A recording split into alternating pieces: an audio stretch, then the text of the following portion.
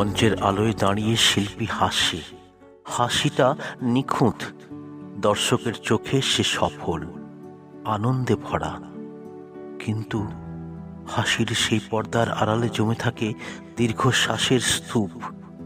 রিহার্সালের ঘরে একা হলে তার আঙুল কাঁপে, চোখে জমে ওঠে অশ্রু, কারণ প্রতিটি সুরের পেছনে লুকিয়ে আছে অপূর্ণ স্বপ্ন, অবহেলার ক্ষত আর না পাওয়ার দীর্ঘ ইতিহাস। হাসতে হাসতে সে ঢেকে দেয় তার অসুখের খবর, বন্ধুর বিশ্বাসভঙ্গ, দিনের পর দিন না খাওয়ার লজ্জা। মঞ্চ থেকে নেমে অন্ধকার করিডোরে হাঁটতে হাঁটতে সে জানে এই হাসি তার বেঁচে থাকার শর্ত। মানুষ চায় আনন্দ, কষ্ট নয়। তাই সে কষ্টটুকু গ্রহণ করে নেয়, গলায় আটকে থাকা কান্নাকে সুরে বদলে দেয়।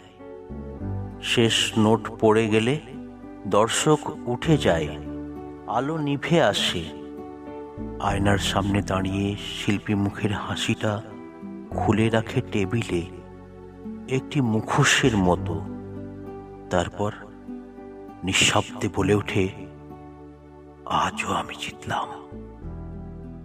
কিন্তু আয়না জানে এই জয় আসলে প্রতিদিনের একটুখানি করে হার।